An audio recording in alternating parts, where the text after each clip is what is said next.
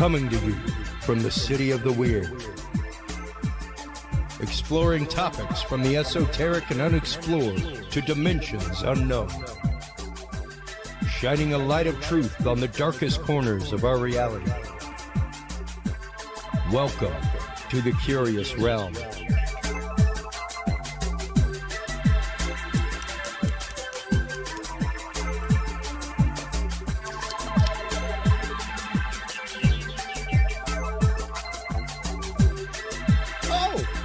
Everybody, how you doing this evening? Chris Jordan here, host of the Curious Realm.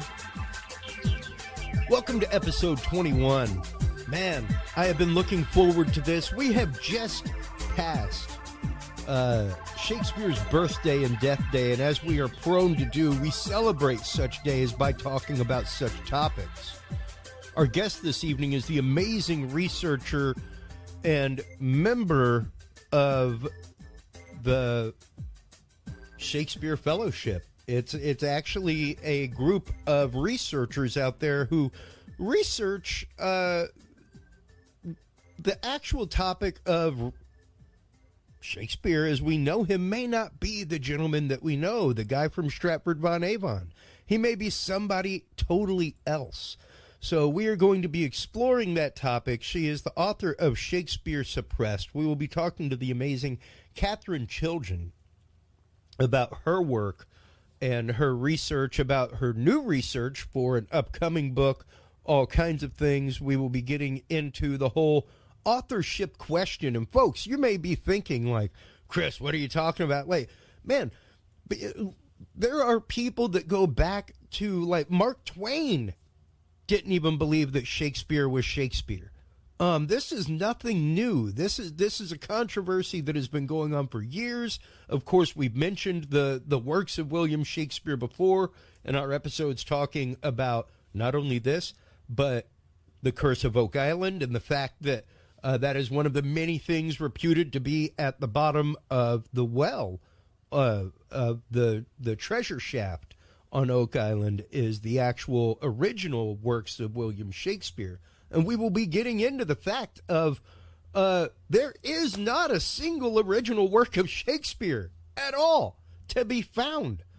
So we'll be getting into all the evidence that's actually very, very insurmountable to the fact that William Shakespeare may not be the gentleman that we know and adore on the day of William Shakespeare's birthday and death. So we'll be getting into that with Katherine Chiljan. In the second part of the episode, we will be joined by our good friend and legal correspondent, JL Carpenter, to discuss the recent case here in Houston, or here in Texas, rather, about Melissa Lucio, rather, who was the Texas mother who was set for execution, which actively, yesterday, she was given a stay by the senators, everything else. They were able to petition for her to get a stay. She has gotten a stay of execution as of right now.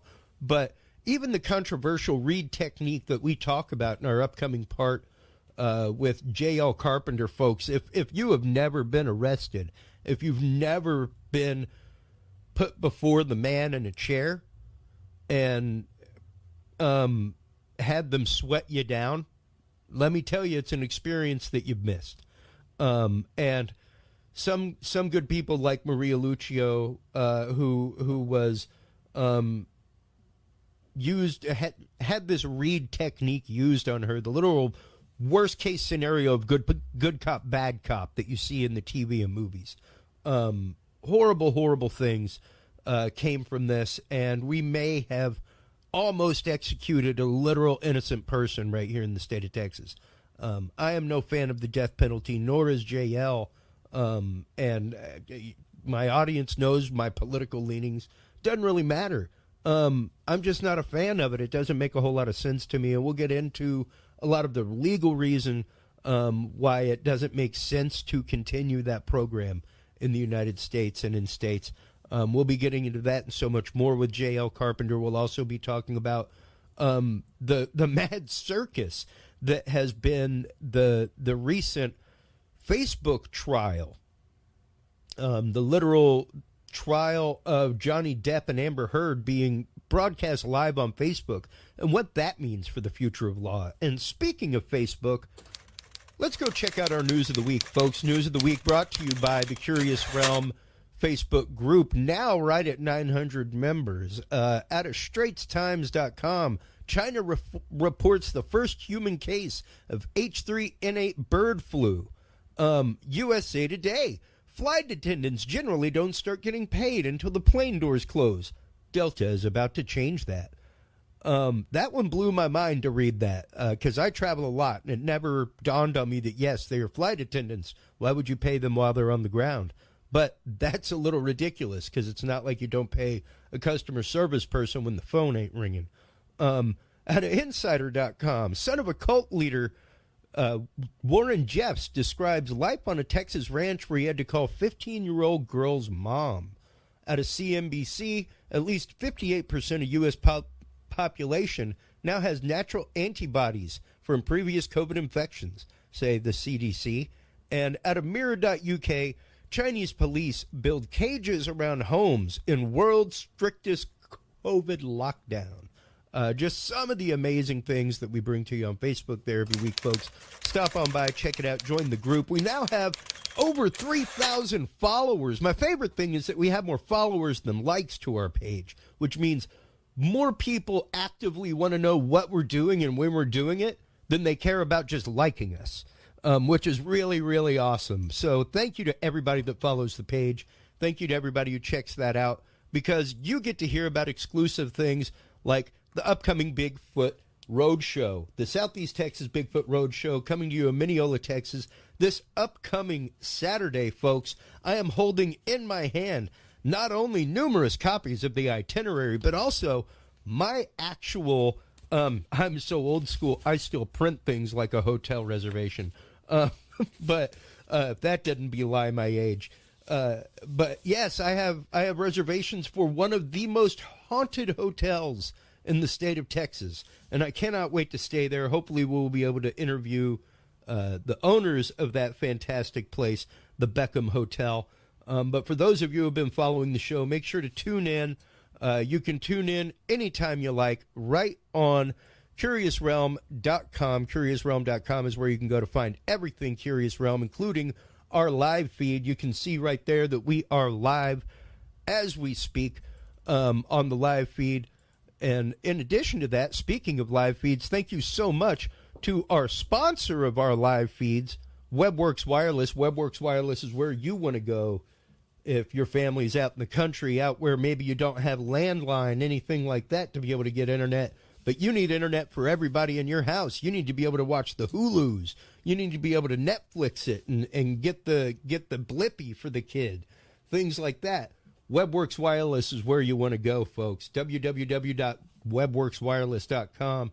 I am here to tell you, I have yet to hit a cap. When they say unlimited, Bubba, they ain't playing. I easily put up 20 gigs of data a month live streaming this show in 720p. I can't imagine what it would be if I was streaming it in 1080. But just in 720p with the content that we put out every month and with what I upload when I'm on the road, using this thing to benchmark it for them, I'm at 20 gigs upload a month and have yet to hit a speed cap. So stop on by, check them out, WebWorks Wireless. While you're there, make sure to check out the website of our other sponsor that we picked up lately, Secret to Everything, the amazing Dr. Kimberly McGeorge, secrettoeverything.com. Stop on by. They are your number one source for alternative health, frequency healing, and consciousness shifting. And man, talk about shifting consciousness. We are about to shift gears from the shameless pitch machine that I am to somebody who's just enthralled with the fact that William Shakespeare, one of the greatest artists and authors known to mankind, may not be the man that we know. And I remember the first time I heard this, probably about 20 years ago. It was drunkenly over a few drinks, just talking hardcore philosophy, things like that. And someone was like, well, you know, William Shakespeare's alive, so you never know. And man, that begat something in my life that was like, no, this can't be. And when I met Katherine Chiljan, or Chiljan, excuse me, and ran across her research in her books. Man, like I've said with you before, Katherine, if I were a DA, I wouldn't prosecute the case. There is nowhere near anything but surface evidence that the man we know as William Shakespeare, the man from Stratford-upon-Avon, is William Shakespeare, the man who wrote all these works. So welcome back to the show. Katherine Chiljan, how are you today? I'm doing well. It's so great to be back, Christopher, and to discuss the greatest mystery in literature. It is, once again, a mind-numbing thought. And, we talk regularly on this show about the science of religion, about the fact that, the whole purpose of science is to question everything, even science. The day you stop questioning, it's now a doctrine. It's no longer science, and so much it is the same way with literature, that what the interpretations are what they are, and they are not to be questioned. Yes, it's been that way for a few hundred years now, but it's really, like you said, it's all about evidence, and there is no evidence to prosecute the Stratford man as the man who did it, if you want to put it that way, because the main reason is there's no lifetime evidence that he was educated or that he wrote anything or that he was a writer. All we have is evidence that he was a member of an acting company, but that's not writing, right? And that he owned theater shares, So he was definitely, the man from Stratford-on-Avon was definitely involved in the theater, but there is no lifetime evidence that says he's an author. It's all posthumous. When 7 years after he died, they made it look like he was the great author. And Shakespeare professors know this to this day. They know there's no lifetime evidence connecting their man to the Shakespeare works. And they know that they can only rely on the evidence after he died. And, that is not evidence at all. You need both. And this is why this problem attracts a lot of lawyers, because it's all about the evidence, and many Supreme Court justices have been interested in this topic. In fact, in the Wall Street Journal about 10 years ago, they interviewed various ones, and several of them, at least 3 or 4, doubted the Stratford man as the great author. So this is not just a, woo-woo topic. It's a very serious topic, and it deserves attention and recognition, which the only people who won't give it are the Shakespeare academics. So, but everybody else says there's a problem. Every other discipline, history, philosophy, you name it, doctors, lawyers, they're all into this. And like I said in the intro, even it goes back to people like Mark Twain. Like, this is not any kind of new. I was trying to find out where can people go to sign the petition, because there is an active petition. That's a great website. B actually, I'm one of the trustees. I want to show the people, because you literally have an entire list of people who have questioned the veracity of the claim that the man from Stratford-upon-Avon is the man that wrote all these works. Yes, the website is doubtaboutwill.org. Doubtaboutwill.org, and you can read the Declaration of Reasonable Doubt, and you can sign the petition, and you can see everybody else who've signed it, including a couple famous people or well-respected list I'm on of there. people. Well, there you go. I mean, that's Number as famous 1. as you can get. Yeah. I'm award-winning. That's right. And back to Mark. Right. And back to Mark Twain. He wrote a book, Is Shakespeare Dead? And it was this was in 1909. And it was all about the authorship question. And he this is a great quote from him. He said, The Stratford man's case is like a reconstructed brontosaur, 9 bones and 600 barrels of plaster and Paris. Paris. Yeah. And for those of you that may not catch that reference, I actively own a T-shirt that, bless you, my brother Randy, he begat my snarky T-shirt collection, but it was just a picture of a brontosaur that just said, never forget. Huh. And people were like, what's that mean? And I'm like, well, technically it should mean you should never forget that the brontosaurus never existed. And that would it opened so many conversations like that where they're like, what? And I'm like, look it up, dude. The brontosaurus never existed. It was a bunch of parts that were found near each other that they made fit. Wow. Yeah. That they made fit and said this is a brontosaur. And not really the case. There are many, many animals like a brontosaur out there, but that brontosaur as we know it, yes, is false science, fully. It's like now saying that Pluto is a planet. Nope, it's a planetesimal. Like, Pluto isn't even on my son's astronomical chart in his room. Not even on there anymore. I grew up with it as a planet my whole life. So we need to be as flexible as we are with things like that when it comes to Shakespeare. And I myself, as we've had the conversation before, I went to a liberal arts university and have quite a few, we read a lot of classics, and a lot of the theater was Shakespeare. And to bring this topic up to a lot of people, it's just shut down immediately.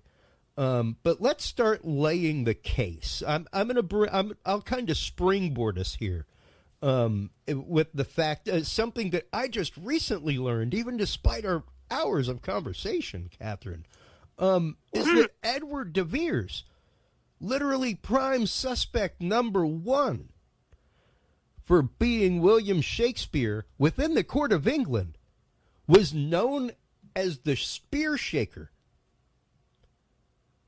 Well, because of his prowess in jousting. That's right. That's right. He won 2 jousting tournaments. So the earliest when he was 21. So he was, a spear shaker for sure.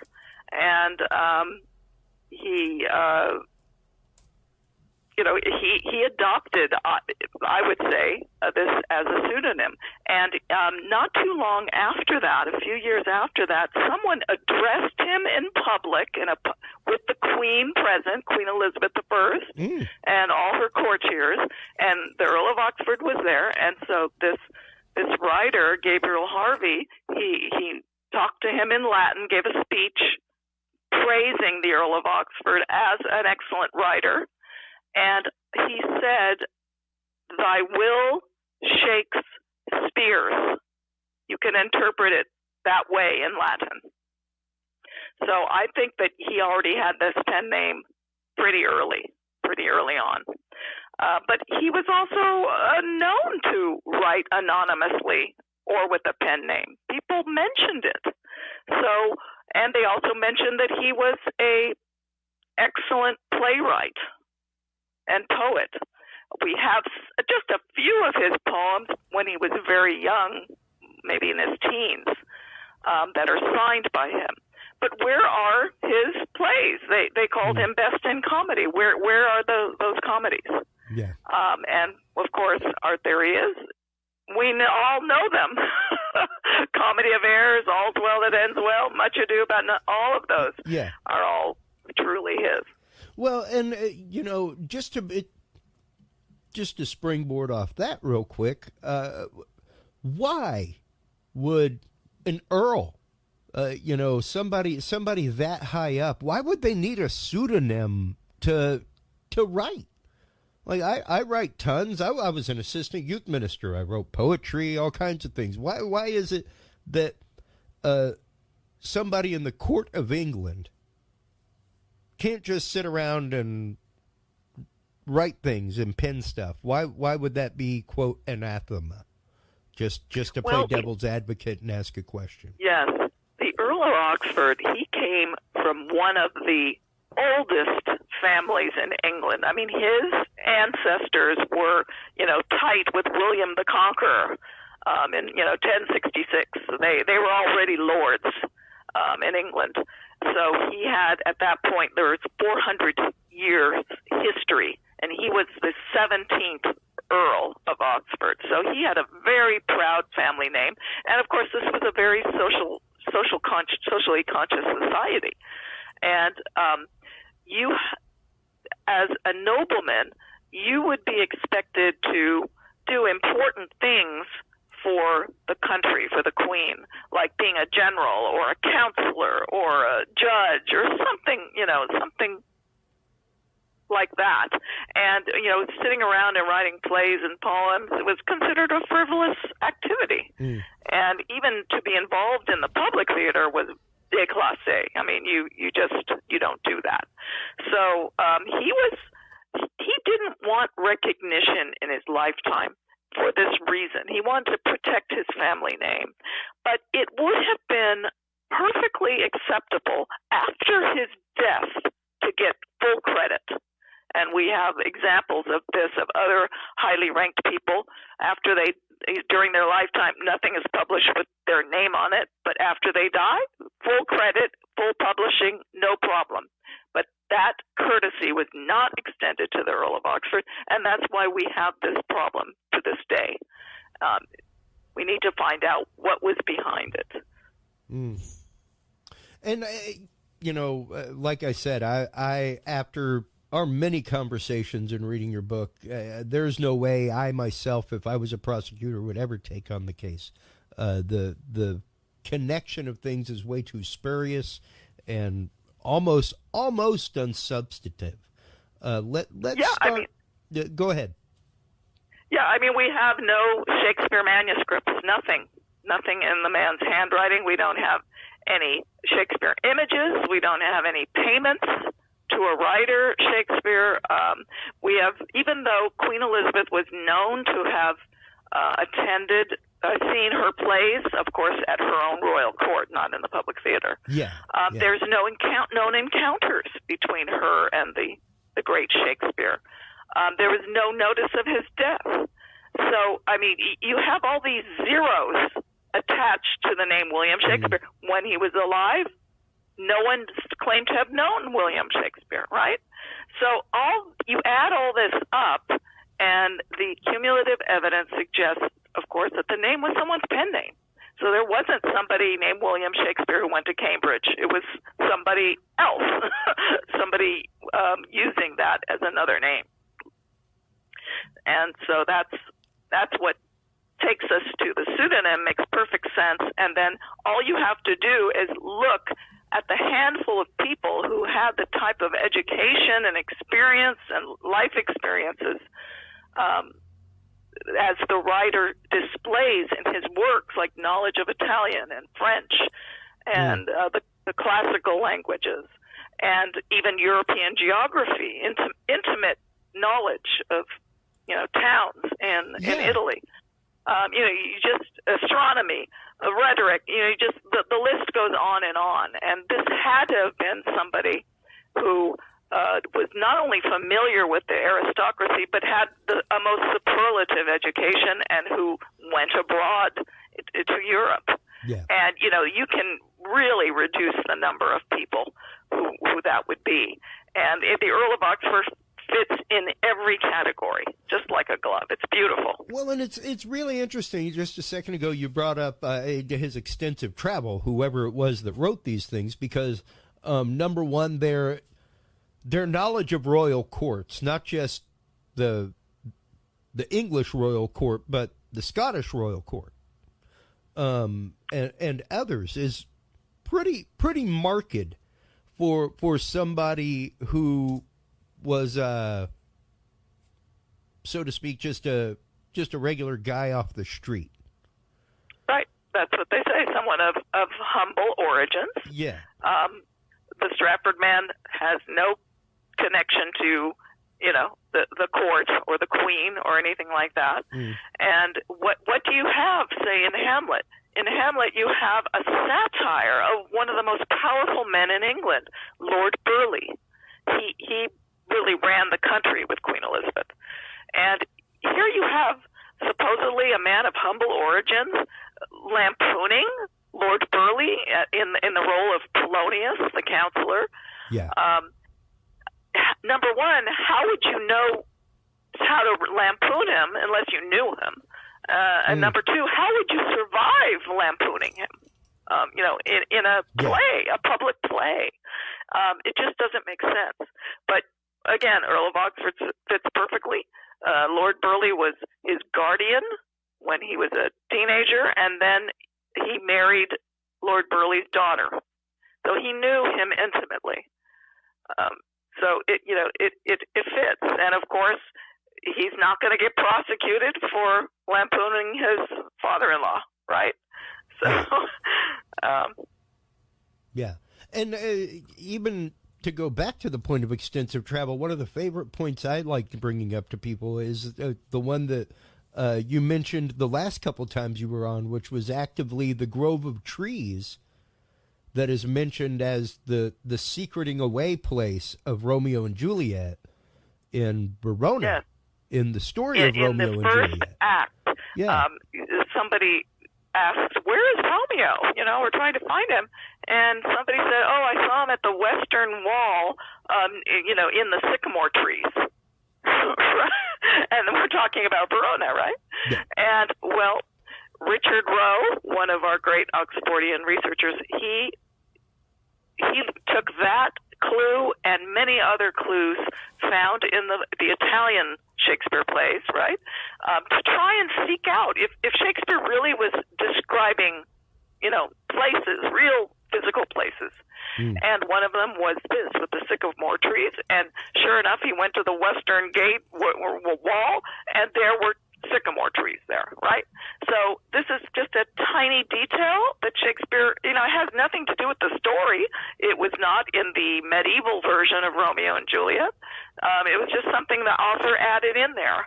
And I would say from his life experience of touring Italy. Wow. And, things like that, details like that are what I love. And how long have you been working with the Oxford Fellowship? Because you actively just did a presentation with them that went live today. It was a few days ago. But tell us a little bit about this presentation that you just did about the Fake Folio. And this is where, for those of you that don't know, the folio is what we know as the original of the originals of William Shakespeare. They are not by far the actual hand-penned originals, but they are, as far as we know, as far back as we can get, the original text. So tell us a little bit about the Fake Folio and the presentation that you just gave at the Oxford Fellowship. Yes, the folio means a large size of paper. So this is a book of, large folio-sized pages, and there's 900 pages, and the first 15 or 16 pages is the preface, and that's what I discuss in my presentation, how misleading it was. I called it the folio fraud. And this is, in these opening pages, is what directed us to Stratford-on-Avon to find the great author, which really was a red herring. The phrase Stratford-on-Avon, which is known as the birthplace of Shakespeare today, right?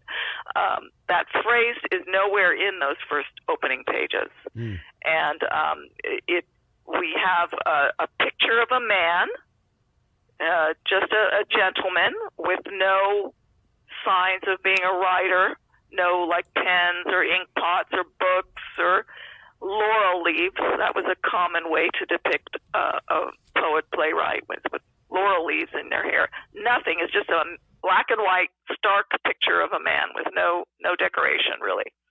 And they're like telling you, in essence, that this is a man born with that name, William Shakespeare. They're giving you that impression, this master William Shakespeare. And then a couple pages into it, you have a reference to Avon by another poet playwright, Ben Jonson. He calls Shakespeare Sweet Swan of Avon.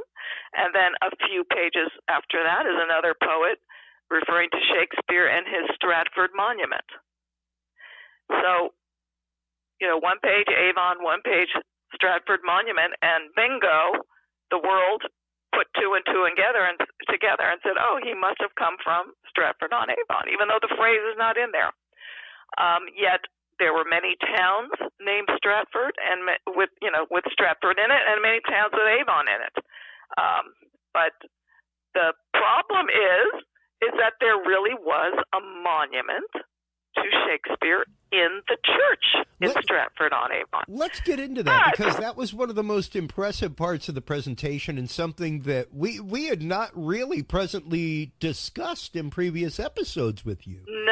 This was new information for me, and I've actively got that frame from the video from your presentation of the sketch of the original monument and then the monument as it exists. So let's break that down. Yes. If somebody in 1623, when this folio book of Shakespeare plays came out, if they read it and said, oh, he's in Stratford on Avon, I'm going to go there and I want to see this Stratford monument, and somebody actually drew this monument just a few years later in 1634, and it's not the monument that we see today. The monument that we see today is a man holding a pen and paper on a pillow, and he has an upturned mustache and a little goatee. But the original documentary evidence of this monument is a man with a drooping mustache, a full beard, and he's holding a wool sack. It's totally different. So the monument was changed to depict a writer, but in 1623, if you went to Stratford on Avon, you'd see a monument to a wool dealer. So, there's something really strange going on here. It was a red herring, really. Who was, in fact, living in Stratford on Avon, an actual person. Like we've said, we are not doubting the fact that there was somebody named William Shakespeare in Stratford on Avon. Yes. Just the fact that they are not the historic William Shakespeare that we know that wrote all these works. Right, exactly. He was a living human being, but he wasn't the author. And in fact, the monument in Stratford was to his father, John Shakespeare, who was a wool dealer. Thus, he's holding a wool sack. And there's another detail, and this is research by Richard Kennedy.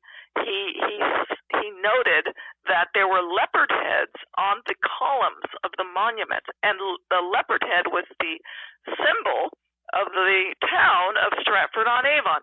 And John Shakespeare was an official, like a bailiff or something. So it would have been proper for him to have a monument with leopard heads on it, but not proper for his son, William, who held no town office. So, it's a setup,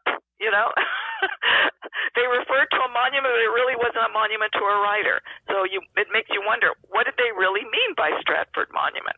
Maybe it was another place, or maybe it's another term for monument would be a body of writing. So it's a curious thing. Yeah. When considering we don't know where any of the Shakespeare play manuscripts are, maybe it's in a place in a Stratford, one of the, I don't know, maybe a dozen towns named Stratford. How do we know? It's possible. Yeah. And continuing on in the presentation, let's get on to the next bit. A certain point in particular, or just the next point of evidence aside from the statue. It was basically that was it. The supposed reference to the statue and Stratford and Avon, and basically that's it. And yet there are many contradictions too, to tell you also that tells you that these opening pages are false. Like the image, that famous image on the title page of by Droeshout. You look at it, and besides there being no markings of a writer, everything is unnaturally lit, so you can see two lines under the ear, and anyone can Google this image and see for themselves. And it's an unnatural second line, and it gives the impression of a mask. And so, like, you can pull the mask off.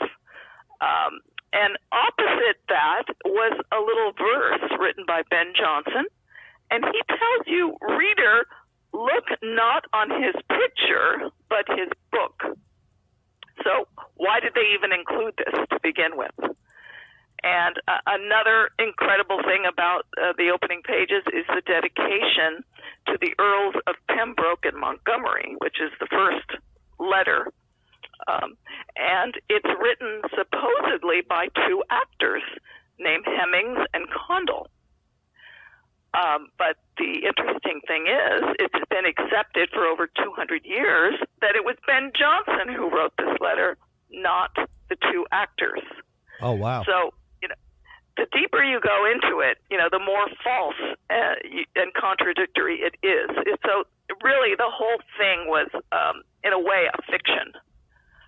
But the rest of the book, the 36 Shakespeare plays was, a great gift to humanity, really, that they assembled and published them, and I'm very grateful to absolutely. those Earls of Pembroke and Montgomery. But they also, in a way, were responsible for this fraud of Shakespeare being the Stratford man. But the interesting thing is that one of the earls that the book was dedicated to, the Earl of Montgomery, he was the son-in-law of the Earl of Oxford. He had married his daughter, Susan. Of course, the marriage happened after the Earl of Oxford died in 1604, but he was connected to the family. So, and actually his brother, the Earl of Pembroke, he was almost engaged to another daughter of the Earl of Oxford. The Earl of Oxford had three daughters, just like King Lear had, I think, three daughters too. Wow. And there are numerous allusions inside of the works of Shakespeare to the life of people like that, to the life of people like Edward de Vere's, to their family connections, that kind of stuff. So it's very interesting that this. And I hate to say facade or charade, because like you said, more than likely the intent was for these things to become public when Edward de Vere, or whoever it was that was the pen master of these. Yes, he should have gotten credit, you see. Yeah. He should have. It was perfectly respectable thing for him to have his works published with his own name on it. But they didn't do it. And here you have his son-in-law being part of the, conspiracy, if you want to call it, to throw the authorship on someone else. And I think that to do something like that, I think it had to have been political. There were politics behind it, and it certainly had to have been to the benefit of the people that sponsored this book, the Earls of Pembroke and Montgomery. And I go into that in 2 chapters of Shakespeare Suppressed, my book. But they probably thought it wouldn't last very long, but look, it's been 400 years and people are still believing it. So I think it's time to, start to bring the truth out, and people are going to find the plays so much more interesting. And the sonnets, the sonnets are like, he is the man speaking himself about his love and his life, and he even seemed to have known that he was not going to get credit. If you look at one of his sonnets, he said, he's speaking to the fair youth, and he says, "From hence your memory death cannot take, although in me each part will be forgotten. Your name from hence immortal life shall have, though I once gone, to all the world must die." So he knew that he wasn't going to get credit for some reason, and it's kind of painful to read that. And he also wrote, "My name be buried where my body is." So, wow. And now let's start exploring why keep it this way. What does it really matter? You know, I don't even understand the. I guess it could be explained as nothing more than emotional attachment and romantic attachment that people have to. Okay, well, you know, William Shakespeare, the man from Stratford-upon-Avon, is the one that wrote all these. Does it really matter who wrote them? They were written. The words are still great. They're still amazing. Of course, you want an artist to get their credit and get their due, but it's not like a family's going to get royalties 400 or 500 years down the line. Well, yeah, it is. On one hand, it is a simple justice. You know, Sure. If you wrote Romeo and Juliet, wouldn't you want to get the credit? You know, even 400 years later, I would say yes, I would. But also, the plays will come alive when suddenly you have a biography to match them against. And I remember when in college, when I took a course about a writer or a painter or something, the first day you would get the biography of the artist, right? And then they would start matching events, right, in his life to being reflected in the works. You don't have that privilege with Shakespeare studies today because they have the wrong man. There is nothing in the Stratford man's life that's reflected in the works, you see. But what do they say about Hamlet? The Shakespeare professor will tell you, oh, yeah, it's probably the most autobiographical, you know, the most like the man himself. But what is he? He's a nobleman, you know, a prince. He was a student, you know, university student. His father died suddenly and his mother remarried soon after. Hamlet wrote a play for royalty, right? And he sponsored players. You know, you just make this list. Well, that doesn't pertain to the Stratford man, you know. Yeah. But all of those points pertain perfectly to the Earl of Oxford. I mean, it fits like a glove. So, I mean, if you knew that the Earl of Oxford's entire life, incredible life, fascinating life,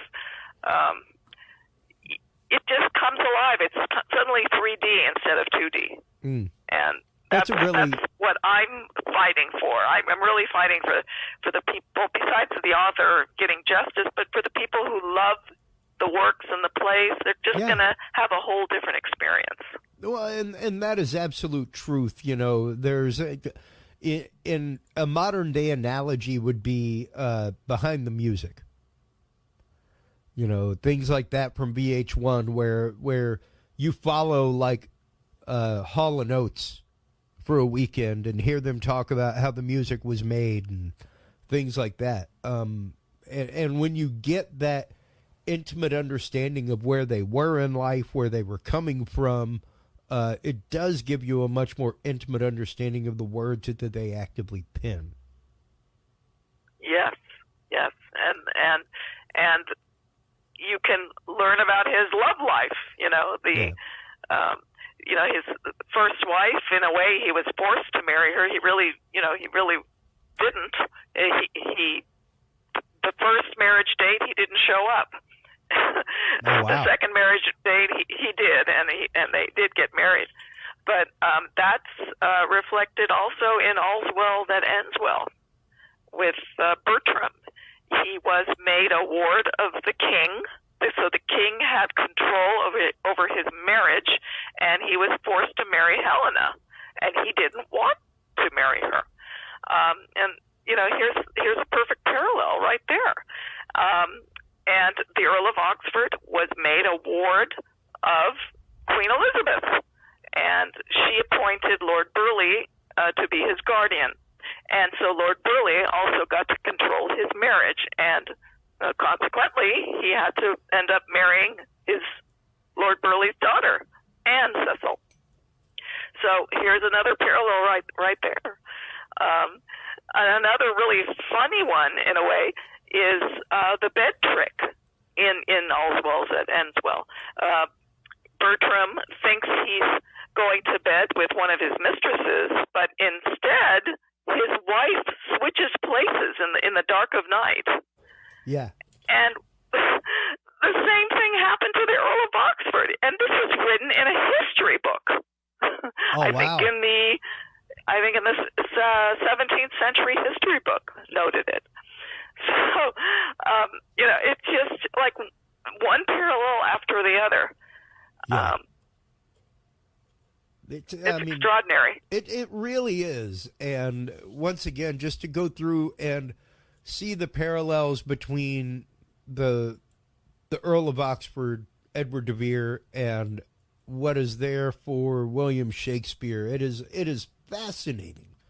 Even like I said, our conversations that we've had in the past, we've discussed him being in the court, him being from a family only second to the royal family. Had never heard the Shakespeare part about being the spear shaker. That was in I forget what documentary I was watching, and it was like, oh wow. And that was all of 2 months ago, like after we booked this. Oh, right. Yeah. And I was like, oh wow, that's pretty awesome.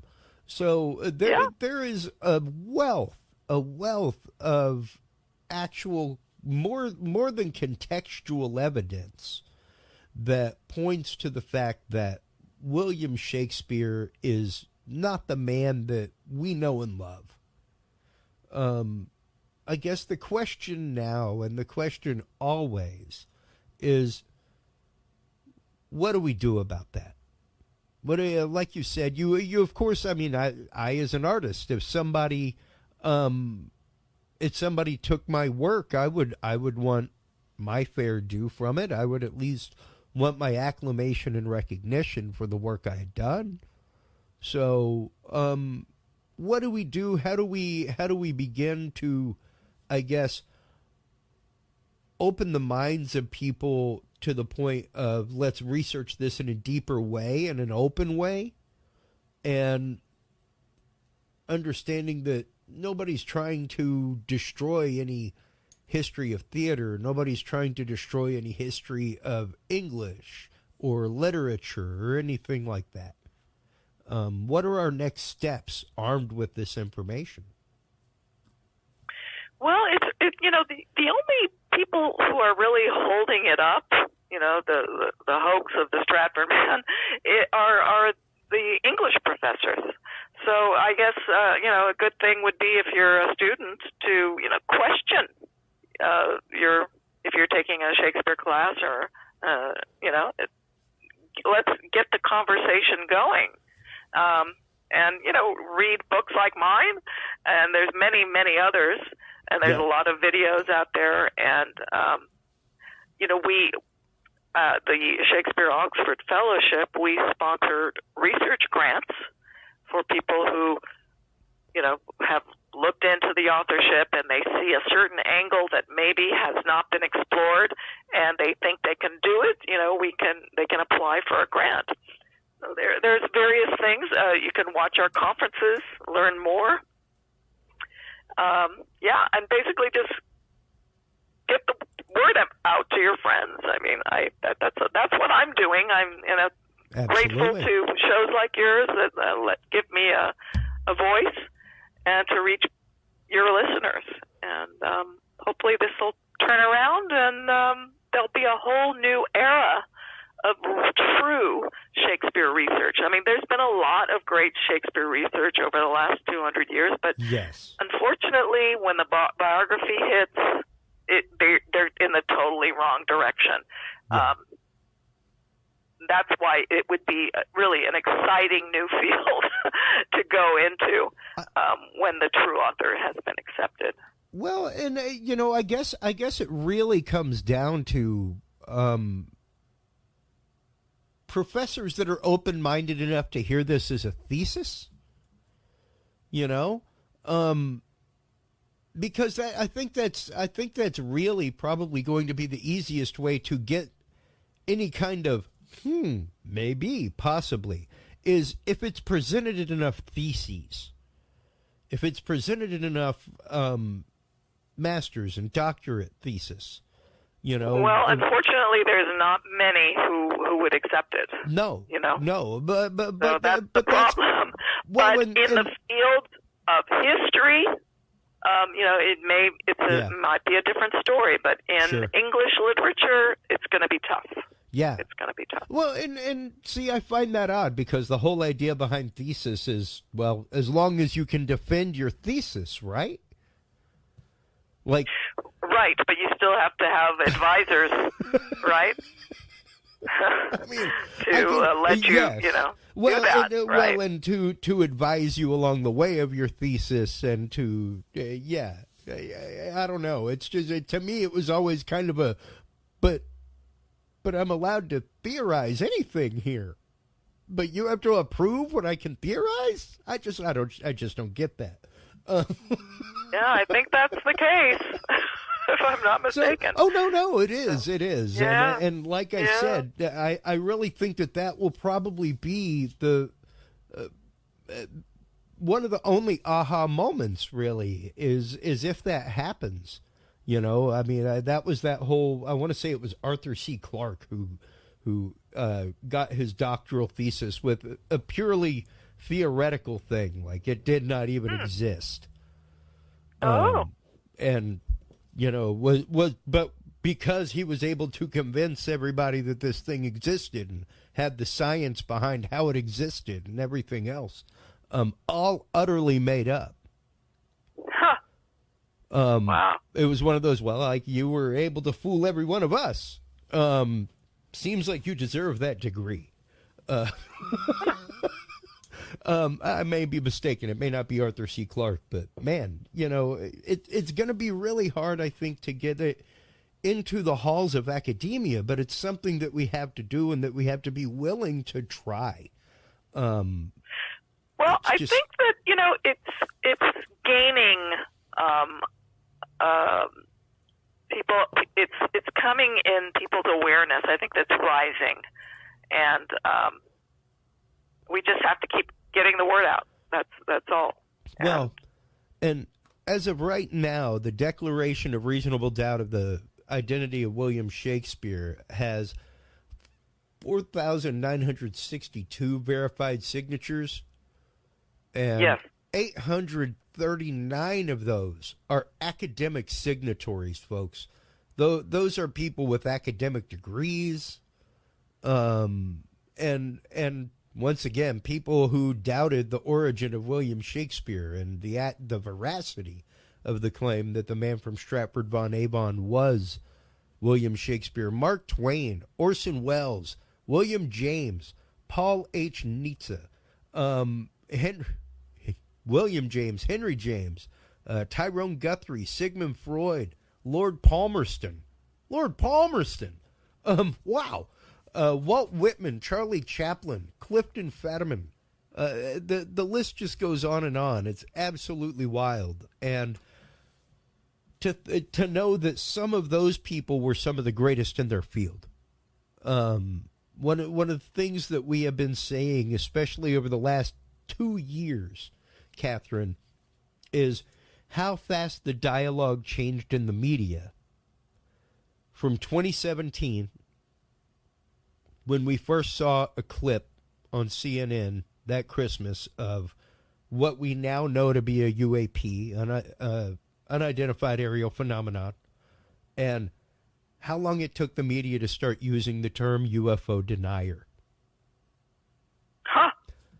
Whereas 2 years before that, the year before that, had you seen the same report, the headline would have been totally different.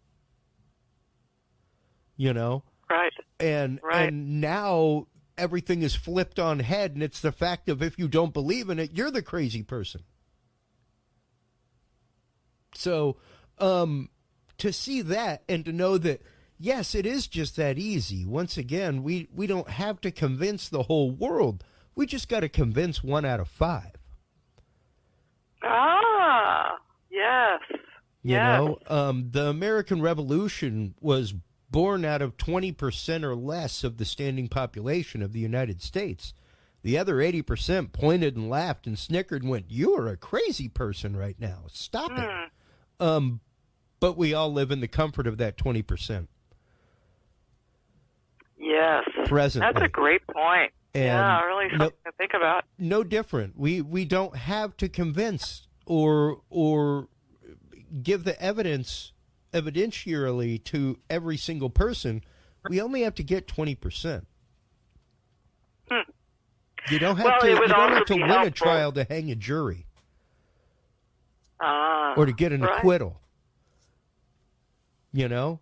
Well, it would also be helpful if we could find a Shakespeare play manuscript, which we don't even have one page. Let's and we're get talking into that because over 40 plays. We mentioned that at the beginning, and I want to cover that before we end, because I think that is really one of the biggest points out of all of it. As somebody, as a writer, Katherine, who, I find it very hard to write my poetry or write my song without a pen. I can transcribe it into type later, but it doesn't flow the same for me when I'm typing as when I'm writing. So exactly. I have every poem I've ever written. I have every song I've ever written in original handwritten format. Like, I have that. I'm just me. I'm not running a theater company. I'm not writing plays on end, like to the point of 3 to 4 a year and making my living doing so, supposedly. Right. Go ahead. There are thousands, maybe millions of 16th century manuscripts that have survived. And, people's notebooks, many letters, partial manuscripts, play manuscripts even, like of Ben Jonson, we have one of his, have survived. You're talking about one of the most prolific writers of the period, not leaving behind a letter or a piece of a play manuscript at all, just zero. I mean, it's totally illogical. And those play manuscripts have to exist somewhere. So I think that maybe once the world is looking in the right direction, the direction of the Earl of Oxford, maybe we might uncover them. Yeah. That's a really good point. Like just the fact of you just ain't looking in the right place to begin with. Yes. You're looking for a bone, and what you're looking for is a stone. Like, you're looking for two totally different things here. And just the idea that, once again, somebody had such a body of work. We have original printed playbills from these plays that were posted on the wall outside of the Globe and things like that. But we don't have the original script? Right. So that's just strange. I know. And that's what makes it the greatest mystery in literature. Yeah. It's hard Which is it's easily solved if you accept that we're talking about a pen name. And that the Earl of Oxford used that pen name. And let's look in his direction and his descendants, and maybe, if we have an army of people looking in that direction, maybe we'll find something. Yeah, Yeah. And we know what the Earl of Oxford's handwriting is like because we have about 50 or so letters of him that have survived. Mm-hmm. They're mostly business letters. So we know what his handwriting is like. And we can compare it with a Shakespeare play manuscript if one ever comes up. And then it'll be over. What do we have other than because there is of course a baptism registry of William Shakespeare, the man from Avon. There's that. He was baptized on April 23rd. But we don't know if he was born that day or maybe a couple days before that. Yeah. And supposedly he also died on April 23rd. That's right. But all we have records of him are his birth, his death, his children's christenings, and him owing taxes, basically. Do we have what we have? Him making loans to people. And then, of course, as I mentioned, he was listed as an actor for the King's Men Acting Company, and he was a theater shareholder for 2 theaters. So he was definitely involved in the theater, but, outside of that, nothing connects him. As a theater shareholder, is there a signature on record, or is it just an X? No, he had a signature. We have 6 signatures of the Stratford man. 3 are on his will. 1 is on the gatehouse near a theater. He bought this property, the Blackfriars Theater, and it was a gatehouse nearby. And so he has a signature on that. They're just property documents, basically, or his will. Sure, but I'm just thinking forensically, like as long as you got some hooks, some loops, a couple of slants left and right, you should at least be able to identify the veracity of a signature. Well, that's the problem. They're all different. The spellings are different. Wow. They don't resemble each other at all. Wow. So we think that he couldn't even hold a pen. He could barely write.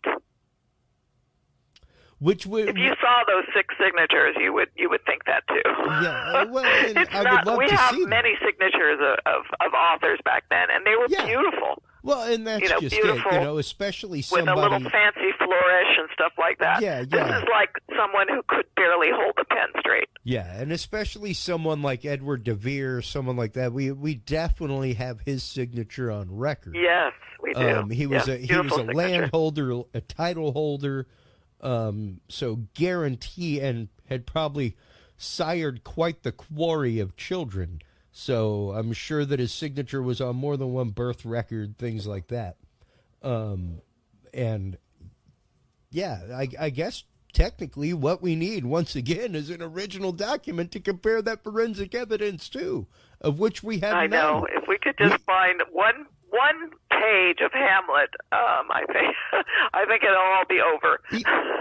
Even a page of the foreword or his personal notes or anything handwritten claimed to be penned by Shakespeare, of which there is none. Right. Wow. So that's a mind-blowing point for most people. They can't believe it. That's why I wanted to end with this point, because it's really the one that makes you go like, what? You mean to tell me? Mean to tell me that, like, here's just a modern equivalent, folks. Stephen King got nothing. He's got a typewriter and a bunch of printed volumes of his stuff. He's got none of his original scribblings or notebooks where he wrote ideas down. Nothing. He's got none of it. Like, just imagine that mind-blowing fact. Like, the man literally had 4 movies a year for 8 years of the 80s that were written off of his stories. That's a fact. Like, go look it up. It's voluminous. It's the exact same situation to think that Stephen King has 0 original manuscript, 0 penned page kicking around his house. It's impossible. It's literally impossible. I can't even imagine and it's also impossible that nobody made notice of the great author when he died. Yes. If he were the Stratford man, no one said a word about it. And that was a normal thing that other writers would do. They would make tributes. Absolutely. No one said a word in 1616 they would pin when a the Stratford tribute man died. and literally pay per letter to have it put in the circular. Things like that. You know, Well, I don't know if they had those, but usually, fellow writers would make a tribute, or someone would note it in a letter. Yeah. Like we have that with Edmund Spenser. He wrote The Fairy Queen, and when he died, we have that letter where one letter written to somebody else saying, Edmund Spenser died. We have that physical manuscript, right? Yeah. Nobody in England or anywhere said anything when the great author died. Yeah, this amazing author who, to fanfare, had plays were extremely popular. So many successes, and would have, like you said, been privately performed for the royal family, not like, hey, come over to the box in the public theater at the Globe. To have zero mention, zero fanfare at the end of it is rare. That's odd. It's incomprehensible. Yeah. And also he wasn't buried in Westminster Abbey, supposedly, right? And yet Spenser was, and Francis Beaumont, Ben Jonson, these were all famous poets of the day, very well respected. And the same thing supposedly not for Shakespeare. Wow. So it's just gets curiouser and curiouser. Wow. Absolutely amazing. Well, thank you so much for your time as always, Katherine. It is nothing but phenomenal every time I talk to you. The information it's phenomenal speaking with you too. You really brought up some great points. Well, Thank you. I love your research. I love, once again, just the topic of conversation. You've literally got to be one of the most open-minded people in the world to court the idea that one of the greatest authors in the world is not the person who we think he is. Right. And I guarantee you folks get 20% of an open mind and look at 80% of the evidence, and you will be as convinced as I am that this needs to hit it's got to hit the mainstream halls of academia at some point. At some point. Even the question of it has to have its credence at some point. Like if anybody's studying a Shakespeare curriculum, if you're not spending a week to a month on the question of is William Shakespeare, I think it's doing even the work of William Shakespeare a disservice. Thank you. I agree with you. 100%. That's just me as an artist. Like, good God. I would hope that at some point people care enough to look back at my volume of work and go, was that really Chris Jordan? You know? Yes. I would hope. And there are good people like you out there that are trying to quite literally bring the man's name to light and give the artist his due. So thank you for that. Thank you for all the work that you do with the Shakespeare Authorship Coalition, that you do with the Oxford Fellowship. Tell everybody where they can go to follow your work, where they can go to sign the petition, where they can go, of course, other than the Curious Realm bookstore to get your books, Katherine. Yes, well, you can, to sign the petition, it's doubtaboutwill.org. To see my video on the folio fraud, you can go to the ShakespeareOxfordFellowship.org, and it's under the tab of conferences, past conferences, which it was just 2 weeks ago, or 2 or 3 weeks ago. So you can watch my video there. You can go to my website, ShakespeareSuppressed.com, and you can read the introduction to my book. Or you can purchase it there through me privately. You can email me, or you can get it on Amazon, and that's about it. Wow. Or if you want, it would be wonderful, go to your public library and you can give them the ISBN number, which is on my website, and you can say, your library needs this research book about Shakespeare. And there is a call to, they'll order it. There is a call to action. I'll give you a better call to action mission from my audience. Everybody go buy a book and take it to your public library. Donate it to them. Give it to them. Tell them to put it in the Shakespeare section. I'm here to tell you I got it on my bookshelf. I'm highly tempted to go do that with my copy tomorrow, Catherine. Just go take it to the public library down the road and go, can you add this to your Shakespeare section? I would like to donate it and see what happens. Like, I kind of want to videotape it and just go around to public libraries all around and try to give them Shakespeare Suppressed to add to their Shakespeare section and see what their reaction is. Well, that would be awesome. You're a Shakespeare warrior. Oh, man. The things that go through my head.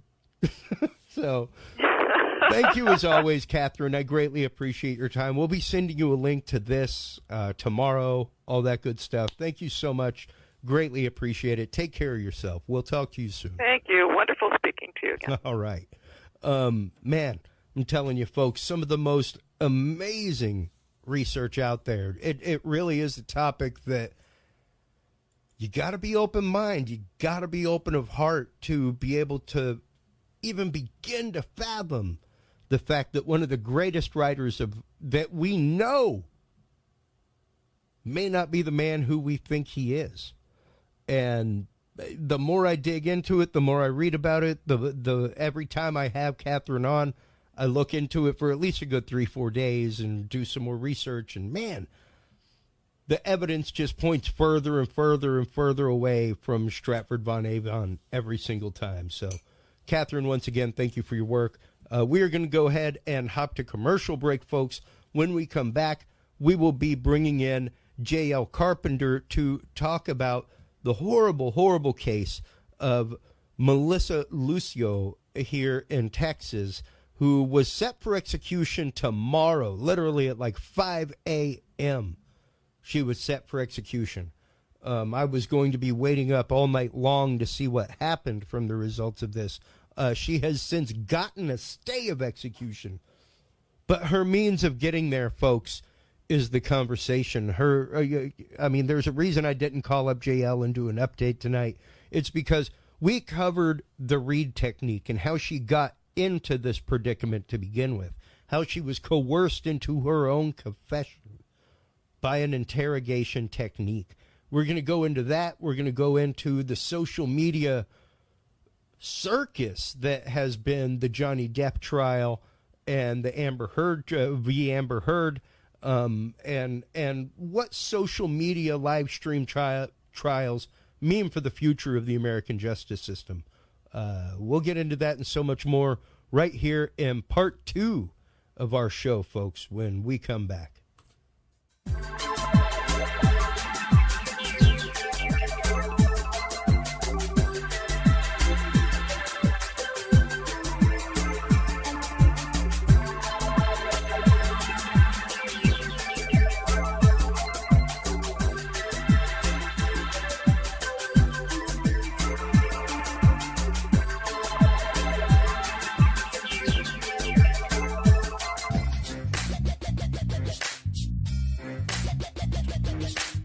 With the rise in attention to the health benefits of cannabis and cannabinoids, including CBD, True Hemp Science has become one of the premier providers of full-spectrum CBD and CBD-related products. Using a proprietary spagyric process, True Hemp Science extracts maximum benefit from the whole hemp plant. Buds, leaves, stems, seeds, even roots. Every part of the plant is used and then reused to formulate a rich, complex profile of CBD, CBD derivatives, and terpenes guaranteed to provide the relief and benefits you need daily. Visit TrueHempScience.com to experience the best CBD oils, edibles, and topicals on the market today. And use code CURIOUS7 to save 7% off your entire purchase of $50 or more and get 2 25 milligram CBD cookies or brownies free. That website again is truehemscience.com, and the code is Curious7.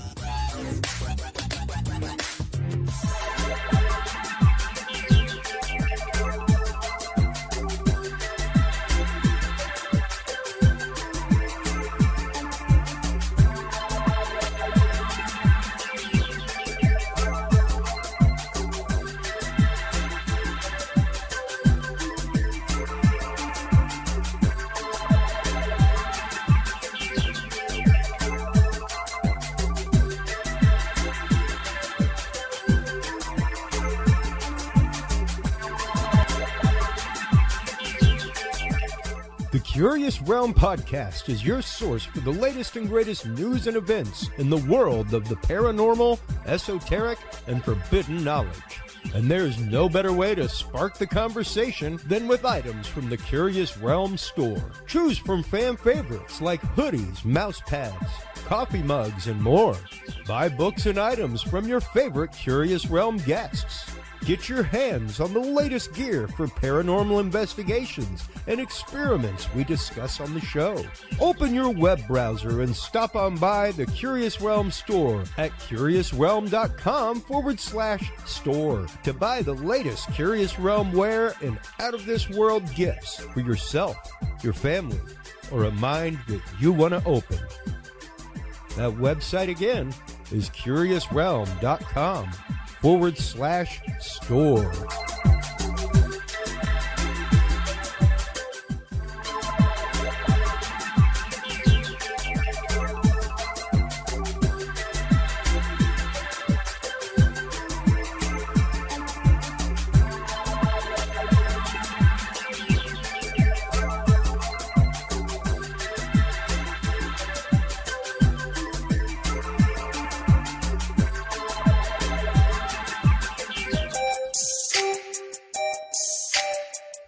Have you considered starting a podcast? Looking for a way to make your business a voice of authority in an industry? Then Podcast Cadet is the solution for you. Whether starting a podcast for yourself, your brand, business, school, church, or just plain fun, Podcast Cadet is here to help you navigate the waters of the podcast industry. Specializing in one-on-one consultation and training with industry professionals in fields ranging from podcast technology and editing to distribution, monetization, and even social media strategies. Podcast Cadet tailors their services to the specific needs of you and your podcast. Do you already have a podcast and trying to find ways to engage and grow your audience? Sign up for your Podcast Cadet audit today and let us help you explore new and exciting ways to leverage your content and elevate your podcast brand to whole new levels. From consultational workshops to affordable podcast production and maintenance packages, Podcast Cadet is your one-stop shop for everything podcast related on the internet. Visit podcastcadet.com today to sign up for your consultation or training and use code CURIOUS20 to save 20% off your entire purchase. That website again is podcastcadet.com. And we are back, ladies and gentlemen. Thank you so much to all of our sponsors, especially WebWorks Wireless. WebWorksWireless.com is the website that you want to visit. Stop on by, check them out, folks. That is who has been sponsoring our live web streams every week to our website. And for events like the upcoming Mineola Bigfoot Festival this weekend, check it out. Stop on by. You can buy tickets. Everything else, we have the links there on our website. Make sure to stop on by and follow the live page so that you can keep track of that. Our second guest tonight is the amazing JL Carpenter, defense attorney. JLCarpenterLaw.com is the website. We are going to be talking about this case that has actively hit international news. It came by, I remember hearing about the case when it happened. And now this Texas mother is actively set for execution coming up, Melissa Lucio. So let's talk, or Lucio, I suppose. JL, welcome back to the show. How have you been? Hi, Chris. Thanks for having me back. I am excited about this conversation. Well, it's, we frequently have you on to discuss the topic of wrongfully accused. Whenever we see large cases like this hit the news, that kind of stuff. And when I saw this case pop back up on my radar and I shared it and you commented on it in the Curious Realm group, I was like, man, we got to do an episode on this, because even the concept of the fact that, and there was a whole documentary series that I remember watching about people that were literally coerced into their own confession. Literally it's coerced. really hard. It's really hard for people to understand the concept of a false confession, because you feel like if I didn't do it, I would never say that I did. Yeah. So there's a lot of psychology behind that, but, and that's one of the components in this case. But that's the first thing people think is a false confession. How is that possible? I would never confess to something I didn't do. And it happens all the time. And that's one of the components here in Melissa Lucio's case. Yeah. And precisely the technique specifically used is the Reid Technique, which is apparently a fairly controversial technique. It's commonly referred to as, quote, good cop, bad cop. That's exactly the way that I describe it, is good cop, bad cop. Yeah. And, I think before we talk about the Reid Technique, it's important to know who Melissa is, because she grew up in Harlingen, Texas, and she was a janitor. She had 14 children. She also struggled with drug addiction. CPS was involved in her life with her children a lot, not for anything violent though, only for allegations of neglect. And there were times when the children had it better at school than they did at home. They were fed at school. They had hygiene at school, more than they did at home. So, but regardless, everyone has said that, Melissa loved her children. And so you have this mother who is being interrogated, I believe, for 7 hours by 2 male investigators. And she has a history since she was 7 years old of sexual abuse and physical abuse in the home. And her mom even said that when she came to her at 7 and said she was being sexually molested, her mom told her, no, you haven't. Don't ever say that again. And so she was told not to talk about it. And she just endured the abuse, at the hands of these older men. So now you've got this emotional mother who just lost her child, who's being interrogated by 2 strong men for several hours, 7 hours. I believe it went into 3 o'clock in the morning. Never any breaks, no water, nothing to drink, no food. It's emotional. And she finally says, well, then I guess I did it.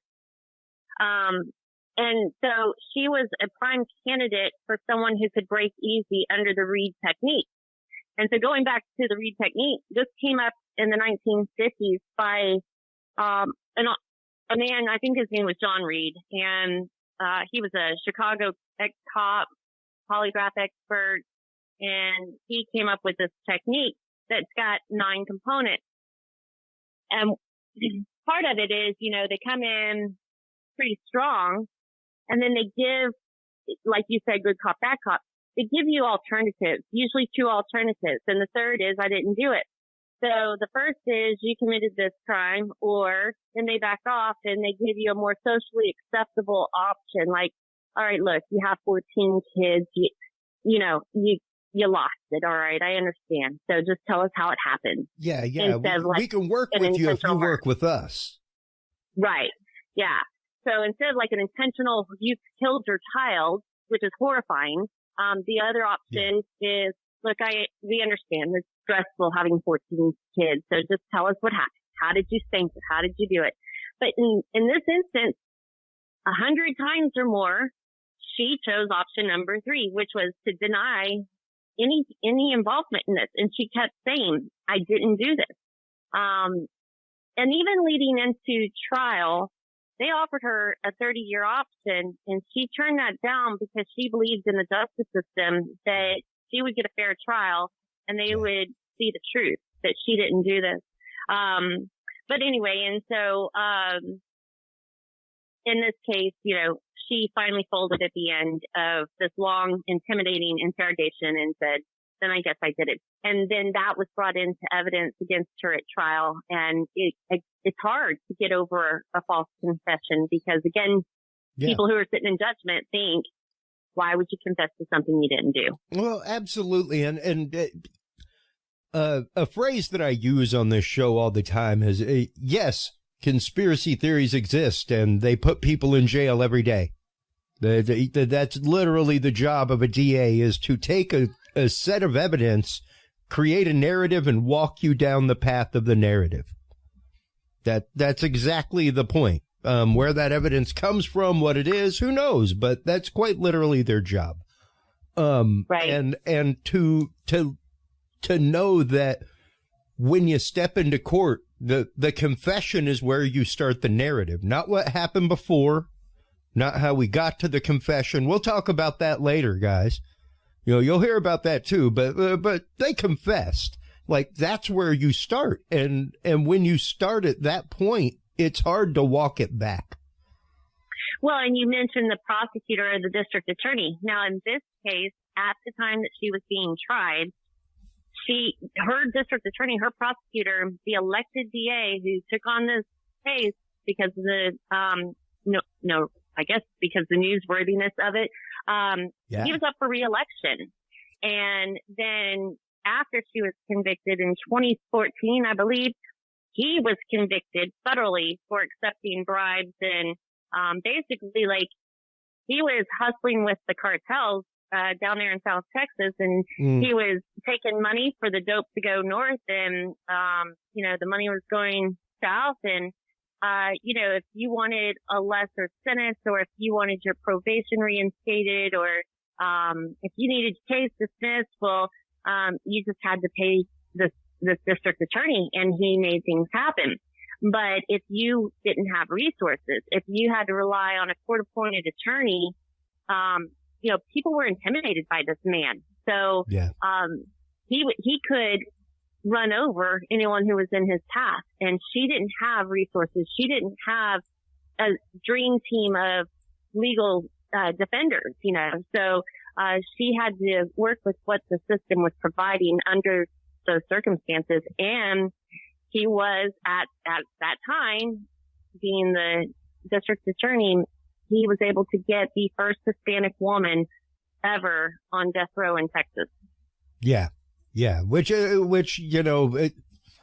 sadly is a big political win, and hearing things like that is horrifying. And even to have talked to the prison reform system, people that we've talked to, the people who work with felons in prison to help them get jobs when they get out, to find out that even that is such an institutionalized part. And the fact of, constituencies are even brought about into the prison population. And the fact of the more people are in there, technically the more constituents that are voting for the incumbent in office. It's mind numbing, to think about that kind of stuff. And to know that this woman, once again, and I mean, I have the Guardian article up on screen, highlighted right here. 5 of the jurors who convinced Lucio, who convicted her, have also called for a reprieve. They argued that if they had known at the time what has since emerged, the outcome would have been different. Well, and then let's talk about what has since emerged, because what I often have to remind, especially brand new young prosecutors, is that not every accident is a crime. And in this case, what she had said going in when she was in interrogation was that her daughter often fell down the stairs of this home that they lived in. And the medical examiner was saying that the child's injuries don't match a child tumbling down these stairs. And there was bruising all over this young baby. And how could it be from one instance? And so it wasn't, her story was not matching what the experts at the time were seeing or, discovering in the autopsy. Yeah. But things that did not make it, I don't believe that made it in front of the jury is, one, in her CPS records, as many times as CPS was involved with this family, never was she accused of being violent with her children. She never even spanked her children. One of the things was that her children didn't know how to sit down and be well behaved because she was not a disciplinarian. It was always about neglect, and that was because of her drug use. But the other was that this particular child had an awkward gait, and one foot was turned inward, which made it she tumbled down the stairs on more than one occasion, and that was the only way to exit this home. That's how you got in, and that's how you got out of this home. And she had an awkward gait that made it difficult for her to maneuver those stairs. Yeah. Also, during the investigation, one of the other children, one of the sons, had told the investigators that he had seen Mariah, is the baby's name, Mariah fall down these stairs. And that was just disregarded. That I don't even think the jury got to hear that part. But when they were doing her appellate work post-conviction, they brought in a different medical examiner, a forensic pathologist from, I believe, Kansas City, Missouri, to go over everything. And he had a completely different outlook than the original medical examiner did, where it actually, the evidence matched what Melissa was telling the investigators back when she was first interrogated in 2006, 2007. Yeah. And even right here, I've got part of a Texas Rangers testimony who was part of the conviction, talking about how he knew right then and there that she did it, but the technique that he used has zero foundation in scientific ways of telling somebody did it. And yeah, it's a, do you happen to know, and this is just an honest question, did she have private representation? I don't believe so. I don't believe she did. I don't know for a fact, but I don't think she did. I think that Mr. Gilman was court appointed. Yeah, and so often and sadly that is the case. Yeah. And that's nothing, I guess, on occasion, whenever that is the case, I guess it is something against the court-appointed lawyers. But and I don't want to give court-appointed lawyers a bad reputation. No, there are some great ones out there. Yes, I know some great who have more trial experience than I do, but that's just where they want to dedicate their time and their energy. And you'll here in Harris County, we have a split system. We have a public defender's office, just like a district attorney's office, but we also have attorneys, defense attorneys who are in business for themselves that also take court appointments. So there's two ways to gain a public defender here in Harris County. Yeah. Now, with that being said, as a defense attorney, how do you approach a case like this? How do you come into this? It's such a sensitive situation to begin with. And once again, by the time you might get a hold of them, or by the time a family member may have called you to come help them and retained your services, this has already gone down the pipe. She's I've spent my night in jail. I know what that's like. And when you're, number one, detained before you ever see anybody, hers is a little bit different situation, but it could be hours before you get that phone call, before you get the opportunity of that contact. I think that's why it's important for us to always remind the public that you have the right to remain silent. You have the right to an attorney. So I see these folks get interrogated for hours on end, and it's just exhausting. And I'm thinking, why didn't you stop? Why didn't you just stop? And we have that power. But at the time, because we're brought up to respect law enforcement and to cooperate, and especially if you didn't do anything wrong, you feel like, well, if I just tell them my side of the story. But it is so important to remember you have the right to remain silent and to ask for a lawyer. Once you ask for a lawyer, they cannot ask you any more questions. Ask for a lawyer. And that is the end of that. And then you get to my office, or I come to the jail to visit you, and we discuss in a privileged conversation everything that happened. And then I get the discovery from the state, including CPS records. And so then I have the time to comb through everything, the recordings from the children's interviews, the recordings from CPS interviews, the records from CPS school records, eyewitnesses, family members, and then, of course, the scientific evidence. So, the government can allot funds for us to get a defense expert to review the state's expert's work. So that means we can hire someone to look at the medical examiner's autopsy findings and see if that opinion is consistent with the state's expert or inconsistent and why. Yeah. So all of that work needs to be done. And then there's some other judgment calls. So, if the family member says one of the children can testify to this, and then the attorney says, I don't think it's a good idea to put that child on the stand and elicit that testimony. Well, that's a legal strategy, a choice that attorney made. It may not have been in her best interest to not put that child on the stand. So, those are things that have to be because you have the right to not incriminate yourself. Yeah. And sometimes people don't want children to get on the stand because they're afraid of the trauma that might, but a good prosecutor is not going to beat up a child in front of the jury. That's going to turn the jury off, Yeah. Yeah. And so, it must be hard as a defense attorney to walk into a situation like this and have to start literally sifting through the weeds and finding out as quickly as possible what the truth of the situation actually is. Well, that's our job, though, and that's what we're employed to do.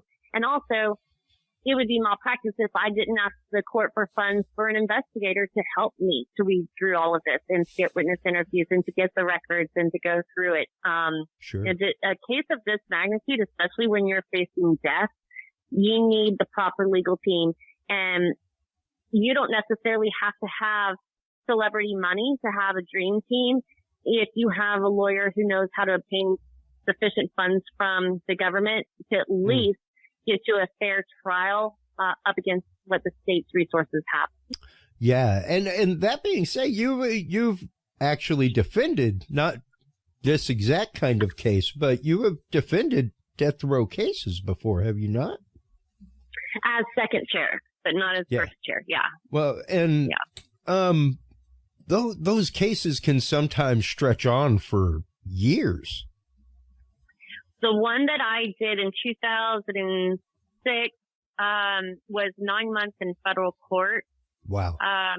And at the end of it, we were fighting to save our client from the death penalty. In the end, the jury gave him life instead of the death penalty. And he looked right straight at me and he said, I'd rather be put to death than spend the rest of my life behind bars. Wow. Wow. And so I talked to a very well-known and highly respected parole attorney, Texas parole attorney this morning. We were talking about another case and I mentioned this one. And I said, what are your thoughts? And of course, he and I feel the same way about the death penalty. It is harder to have life behind prison bars than to be sentenced to death, especially if you're guilty, right? But he and I both, agree that the death penalty is probably not something that we need to have. And for me, it's because I've seen people falsely convicted of things they didn't do. And once that person is put to death, that's the end of that, and there's no reversing that. And you and I, talked.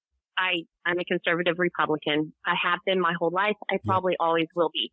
And so I find it a little inconsistent that we argue against abortion, but we argue for the death penalty. So that is something that, is not reconciled for me. But I just don't believe in the death penalty, and primarily because I have seen so many cases where someone who was actually innocent was convicted. That's and right. once they're put to death, there's no turning back the clock on that. And I don't want to play God. I would venture a guess, and I'm not gonna Google stalk it right now, but I guarantee you if you Googled the statistic, it would probably be at least one every couple years that you hear about an exoneration from a death row or from a life sentence, something along those lines, because of more modern evidence and evidentiary chains and things like that. Especially DNA. DNA was a game changer. Yeah, precisely. And but when I asked him, what he thinks is going to happen in this case, despite Kim Kardashian getting involved and even the Mexican government getting involved, and they're not big proponents of death penalty, and all of the publicity through the Hulu special and all the publicity that Melissa has been able to get, drive up through her case, the Innocence Project, her conviction was reversed on appeal, and then they reversed it and put it back in place, and she ran out of appeals, and then they set the execution date for this Wednesday, April 27th, and the well-known, well-respected parole attorney that I was talking to, who lives in Huntsville, said, they're going to go forward. And it may not be on Wednesday, but he doesn't see this getting reversed completely. Yeah, I sadly don't see a case of, at least I don't see a case being mounted for any kind of exoneration by the governor or anything like that, like last minute step in. No. Hopefully there's 32 Republican members of the House, 8 Republican senators. There's 103 members total of Texas legislature, that are behind this lady and behind the petition to, withdraw her case and withdraw this, at the least withdraw execution, one of the first things that I thought of when I first started watching the Hulu special was they show Harlingen, Texas. And I was born and raised in Texas. My uncle was a Democratic district court judge down in McAllen, Texas for many years. So I'm very familiar with the Valley. I went to law school with a lot of folks that came from the Valley. Yep. And the first thing I thought was, this is 2007 in Cameron County in the Valley, which you would think would have been Democratic and liberal. And they not only convicted, but they found for the death penalty. And I just thought that was, but of course, like you mentioned, some of those jurors are now coming back saying, had I known then what I know now, it wouldn't have happened. Yeah, exactly. My decision would have been 180 degrees from what it was. And right. That's just it. This is one of those cases, that if somebody if somebody takes it on to the prosecution of the death penalty, they are searching for a headline. He made headlines one way or another, especially after he got sentenced to 13 years in federal penitentiary. Once you get found for your own action, that's your own doing there. But I can see this as a definite inside of an ad commercial, for somebody's campaign, as a talking point.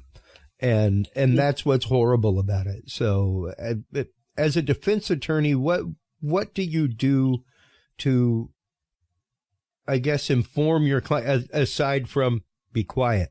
Be quiet. You can't really stress that one enough.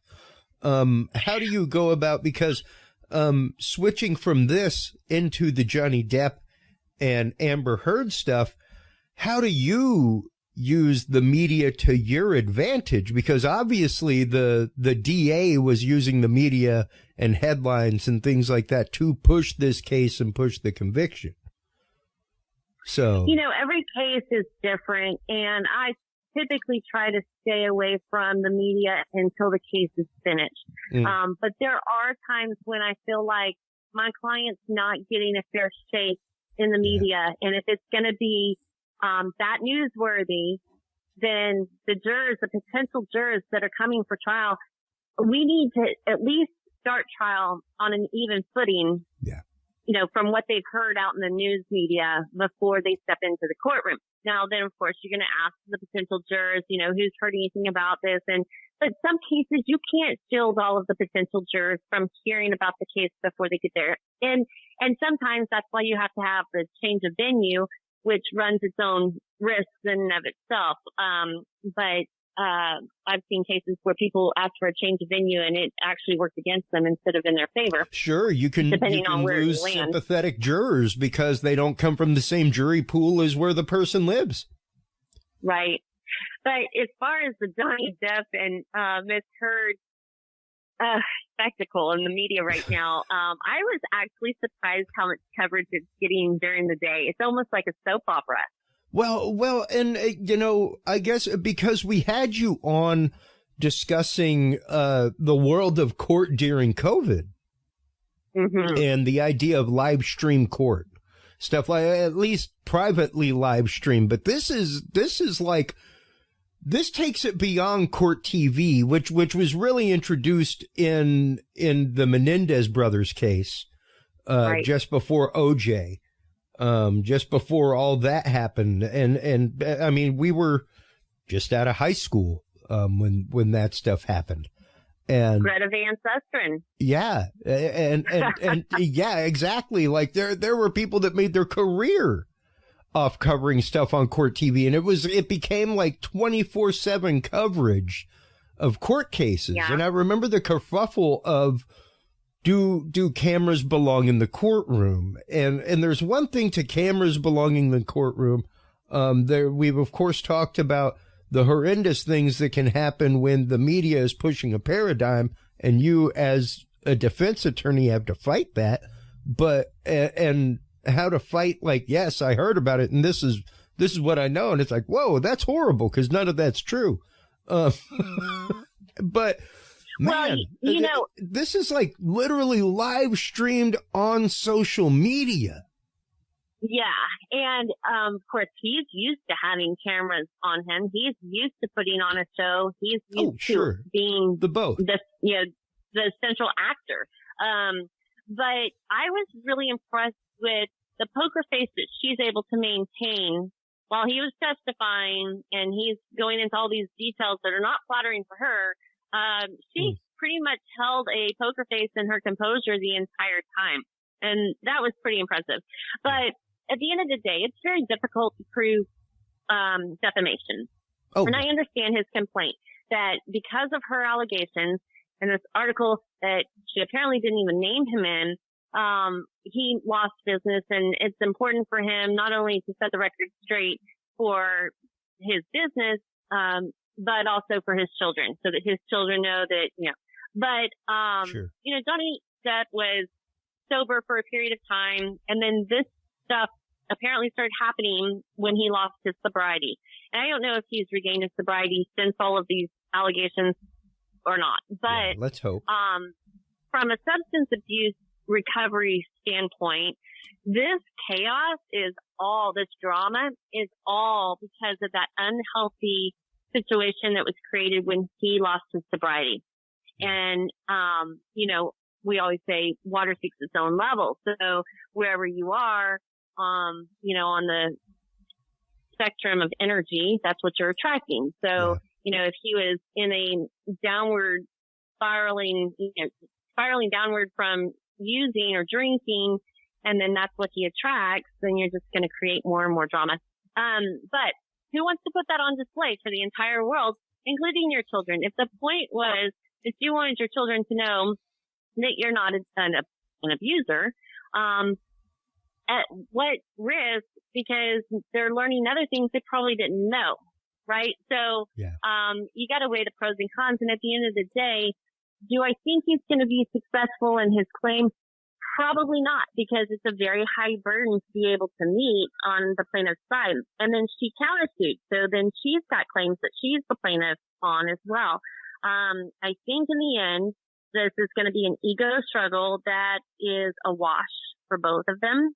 and it's going to be a hickey on both of their resumes, their careers, and view them. And I don't think that we're going to think of Mr. Depp the same in Pirates of the Caribbean 6 or whatever number we're on at this point. I think he actively refused it. I think I saw that headline actually, but which I wouldn't doubt after all this. But right. as far as the leveraging of social media, and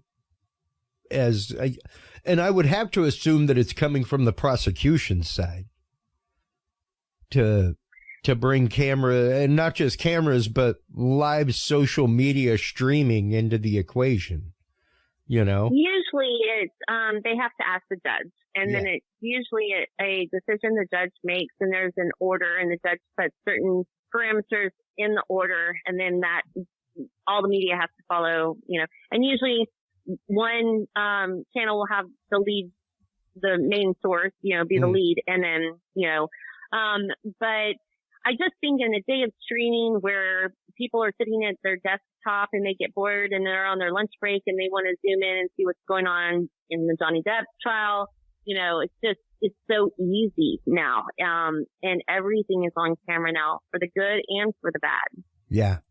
Yeah, absolutely.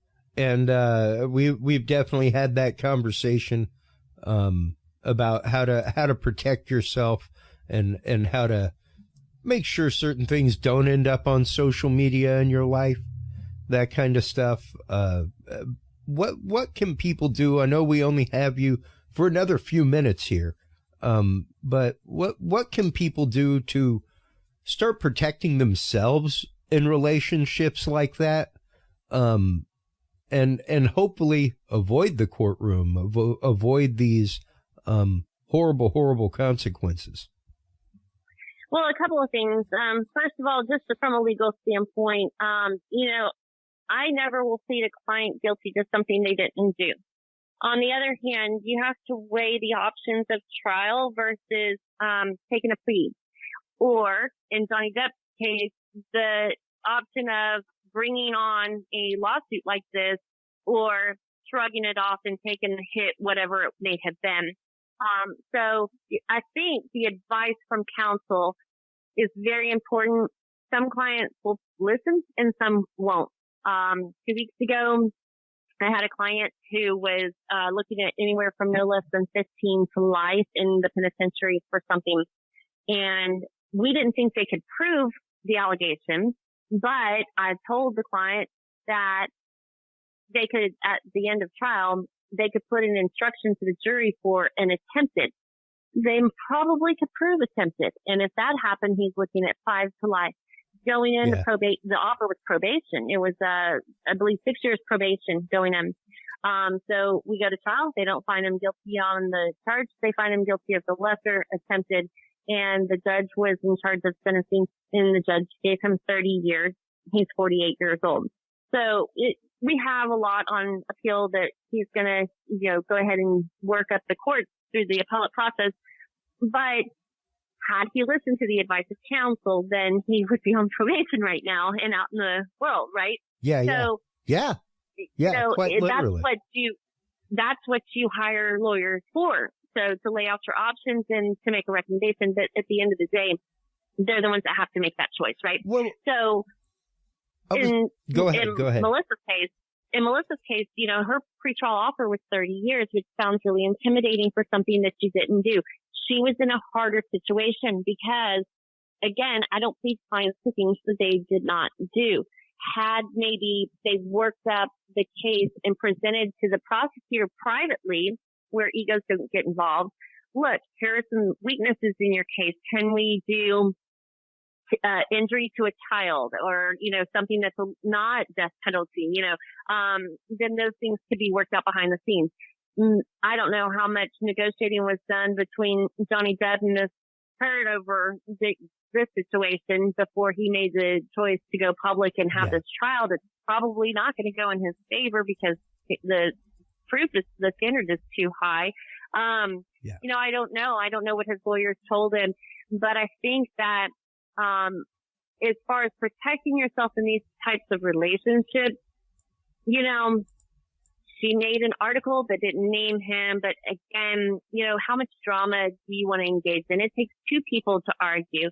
So some things blow up and are amplified because we give our attention to it. Whereas if he maybe had just decided to cut his losses and walk away, then he would be in a better footing today than he is right now. Sure. And like you said, had the client that you were talking about actively listened to counsel, he would be in a far, far different situation than facing 30 years, and a long appeals process, which can swing your way, but once you're in an appeals process, you hope it does.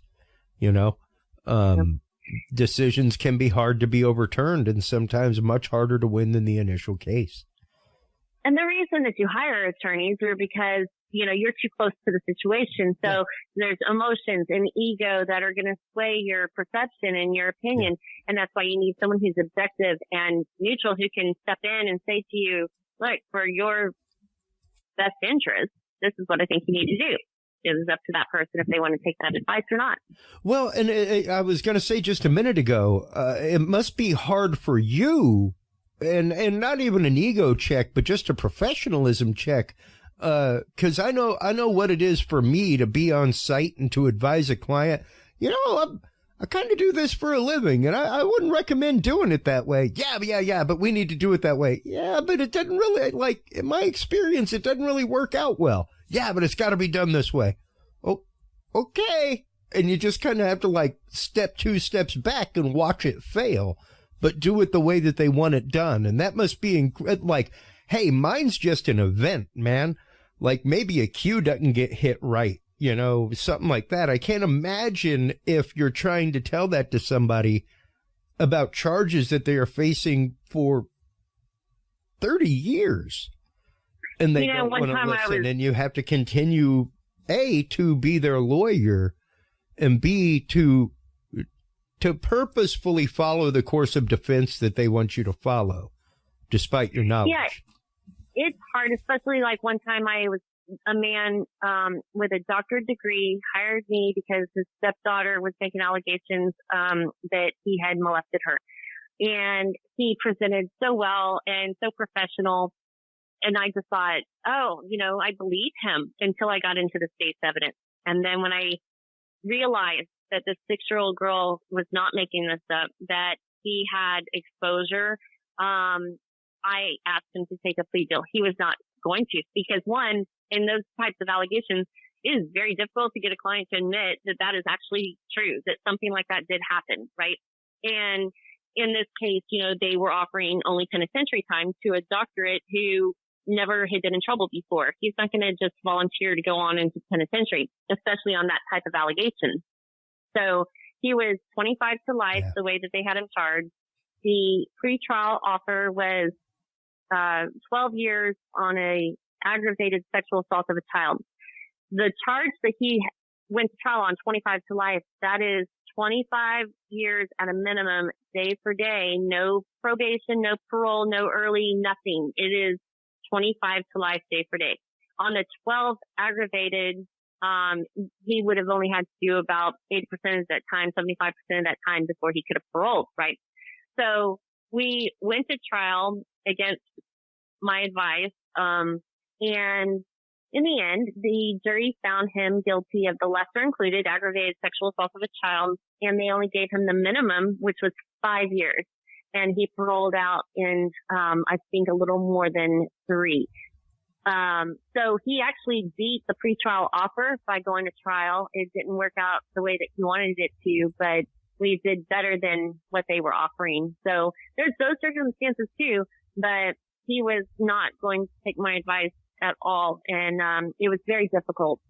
Wow. Actually, that was one of the last child sex allegations that I ever took, because I never wanted to be in a situation again where I felt like I had to defend somebody that actually was guilty of what they were accused of. And that was very hard. Yeah. And I mean, I can see where a lot of people might not have a crisis of conscience on that, because yes, by all constitutional law, everybody is due a defense. Yeah. But yeah, that's a crisis of conscience moment there where it's like, can I even put myself in a position to defend this person, knowing on every bit of piece of paper and evidence that I have before me that they are ragingly guilty.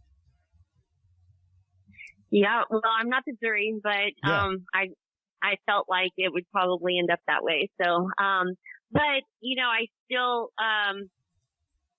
I really appreciate being able to defend those that trust me and they come to me and ask for help. And there's a lot of good things that we are actually doing in people's lives. There are a lot of folks that I help get sober who are charged with drug or DWIs or even domestic violence can sometimes stem from substance abuse, like in Johnny Depp's case, Sure. So there's a lot of good that we're doing on this side, despite what folks really think about criminal defense lawyers. Yeah. Yeah. And that's just it. A good criminal defense lawyer does do like you. They actively get involved with the person themselves. They get them the help that they need. That's part of the whole, rehabilitation of the person, and even just treating the case. So it's great to hear that there are still good folks like you out there properly representing people. Thank you so much for always coming on the show, JL. Thanks for having me. Anytime. Whenever I see things like this in the headlines, it's always something that, I'm not a proponent of the death penalty, and I don't think that I'm a huge Batman fan, but dude, I don't think in all reality that wreaking vengeance or anything like that is actual justice, in any way, shape, or form. And by all statistics, it costs us more money to execute somebody than it does to imprison them for life. So just put them in there for life and quit putting people in there for things that you should just get them some help for, and there is power in prayer. So absolutely. I do ask that folks pray for Melissa Lucio as Wednesday's date is approaching. Fastly approaching. It is, man, like I just quivered inside even thinking about it. Just thinking about the possibility. It's heart-wrenching and it's heartbreaking to think about. Let everybody know where they can go to get help for themselves, for their family, should they run afoul of anything. JL, where can they go to get a hold of you? Where can they go to reach you? What is your website? Everything else. Thanks. Yeah, my website is jlcarpenterlaw.com, jlcarpenterlaw.com, and our phone number is 713-201-6767. My kids joke. They say if you go to jail, call JL. Heck yeah. Absolutely. Your number is on my speed dial and for much more than just guest work. I don't intend to go to jail ever again in my life, but I didn't intend to go to jail that night either, JL. I don't think anybody ever actually intends to go to jail. It just kind of creeps up on you that evening. It happens. Absolutely. So thank you so much for your time. Thank you so much for your expertise and all that you do and all that you share on our show, as always. Please do hold the line while we close things out. While you're online checking everything out from JL Carpenter and jlcarpenterlaw.com, make sure to stop on by curiousrealm.com. That is where you can find all of the episodes. That is where you can find our event calendar down at the bottom of the homepage, where you can check out things like the Bigfoot Roadshow coming up in Mineola. Click the date there and it will actively take you there to buy tickets on Eventbrite. Stop on by, support them, buy shirts, buy swag. Check out the Curious Realm store, curiousrealm.com/store. Check out the live shows coming up from Mineola and elsewhere, curiousrealm.com/live. Until next time, everybody, take care of yourselves, take care of each other, and stay curious. Bye-bye. Thank you for tuning in to this episode of The Curious Realm. Stay tuned for more guests, forbidden topics, and hidden truths. Download the official Curious Realm app and view the Knowledge Vault on our website, curiousrealm.com. Follow us on social media by searching Curious Realm. Curious Realm is available on your favorite podcast services, as well as YouTube, Roku, Amazon Fire, and Apple TV through the APR TV app, available on all app markets. Curious Realm is a proud member of the HC Universal Network family of podcasts. For more great content or to become a sponsor of Curious Realm or other podcasts, visit hcuniversalnetwork.com today. Thanks for listening. Stay curious. And remember, the other side is always watching.